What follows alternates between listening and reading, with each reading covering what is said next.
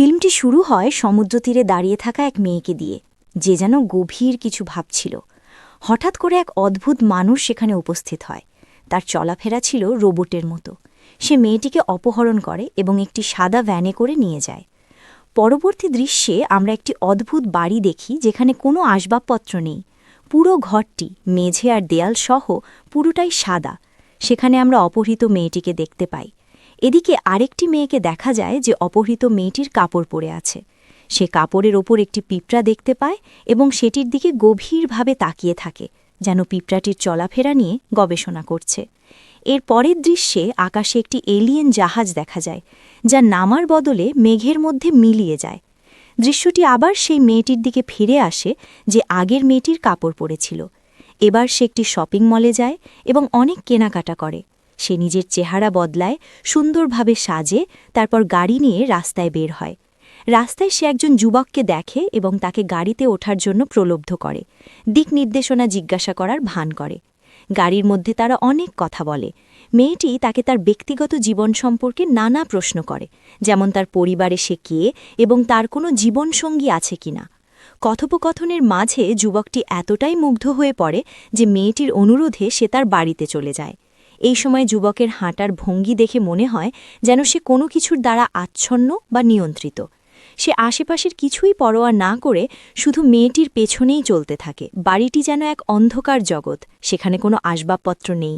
সামনে এগোতে গিয়ে আমরা তার প্রতিফলন দেখতে পাই এবং বুঝতে পারি যে মেঝেটি এক ধরনের অদ্ভুত তরল পদার্থে ঢাকা।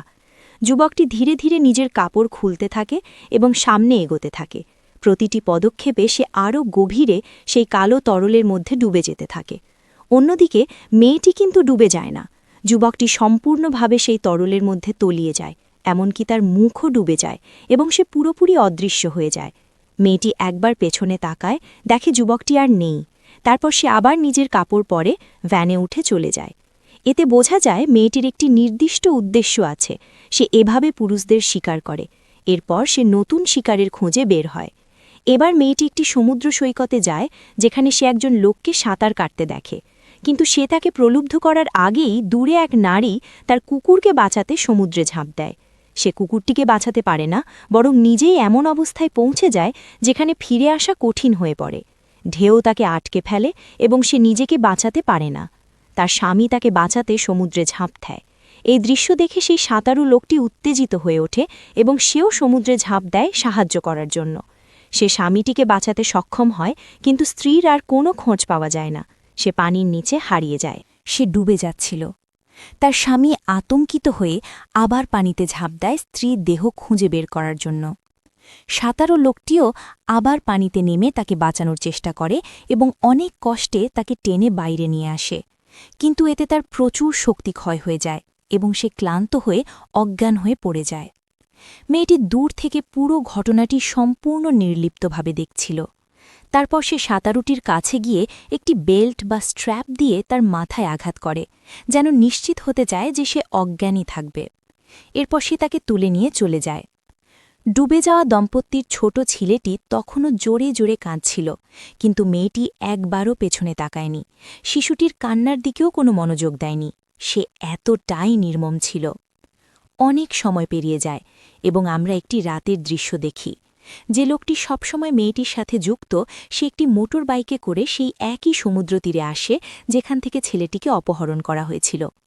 সে নিখোঁজ লোকটির সব কাপড় ও জিনিসপত্র সরিয়ে ফেলে, যাতে কেউ তার নিখোঁজ হওয়ার কোনো সূত্র খুঁজে না পায়।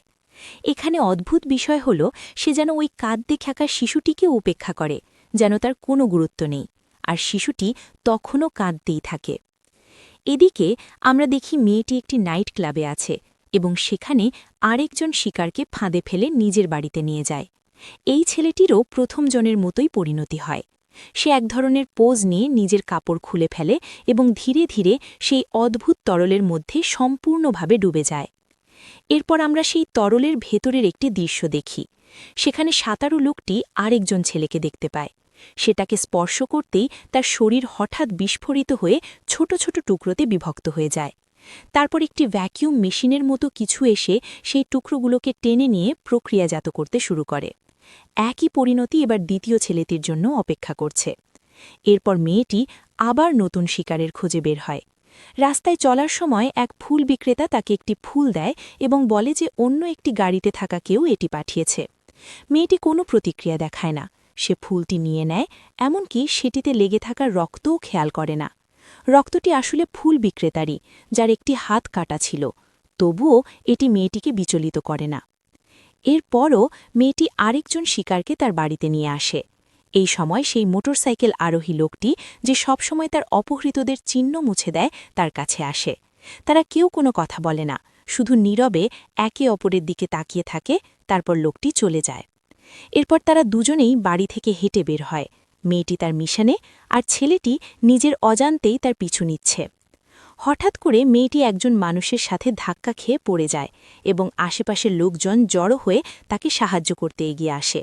এই বিষয়টি তার কাছে অদ্ভুত লাগে। কেন লাগে তা পরে বোঝা যাবে। এরপর সে চারপাশের মানুষদের দিকে এক ধরনের বিরক্ত ও নিরাসক্ত দৃষ্টিতে তাকাতে থাকে, যেন তাদের জীবন পর্যবেক্ষণ করছে।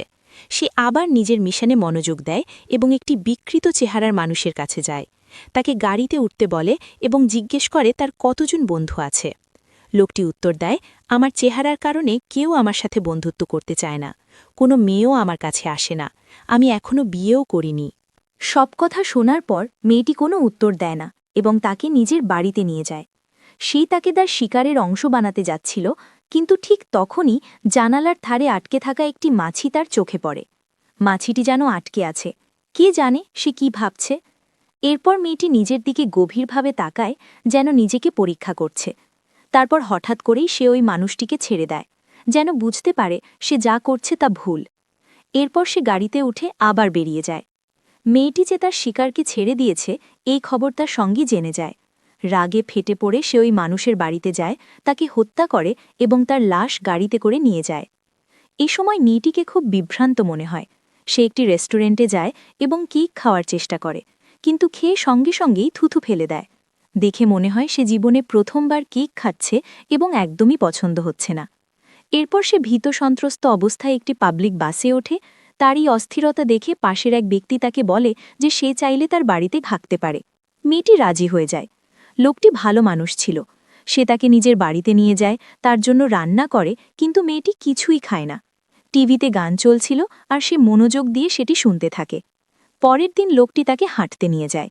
পরে রাতে দেখা হলে হঠাৎ মেয়েটি ভয় পেয়ে দৌড়ে বনের দিকে পালিয়ে যায়। এদিকে দেখানো হয় তার সব সঙ্গীরা এখন তাকে খুঁজছে। বনের মধ্যে সে এক ব্যক্তির সাথে দেখা করে। লোকটি তাকে জিজ্ঞেস করে, তুমি কি একা এখানে এসেছ? এটা খুব বিপজ্জনক জায়গা, এখানে খুব সাবধানে থাকতে হয়, তোমার একা আসা উচিত হয়নি। লোকটির এই চিন্তা দেখে মেয়েটি অবাক হয়ে যায়। লোকটি তাকে একটি আশ্রয়ের কথাও বলে যেখানে ঝড় হলে থাকা যাবে। মেয়েটি সেখানে গিয়ে ঘুমিয়ে পড়ে। সকালে ঘুম থেকে উঠে সে দেখে আগের রাতে সেই একই লোকটি সেখানে আছে, কিন্তু এবার সে মেয়েটিকে নির্যাতন করার চেষ্টা করছে। ভয়ে মেয়েটি পালানোর চেষ্টা করে, কিন্তু লোকটি তাকে ধরে ফেলে। জোর করে তার কাপড় খুলতে গেলে তার কাপড়ের সঙ্গে সঙ্গে তার চামড়াও খুলে যেতে থাকে। এই দৃশ্য দেখে লোকটি ভয়ে আতঙ্কিত হয়ে যায়। মেয়েটি সামনে এগিয়ে এসে নিজের পুরো চামড়া খুলি ফেলে, আর ভেতর থেকে তার কালো দেহ বেরিয়ে আসে। তার মানব মুখটি আলাদা হয়ে থাকে, যেন সেটি একটি খোলস মাত্র। এখানেই আমরা জানতে পারি সে আসলে মানুষ নয়, সে একজন এলিয়েন, যে সিনেমার শুরুতে দেখা সেই এলিয়েন জাহাজে করে পৃথিবীতে এসেছিল।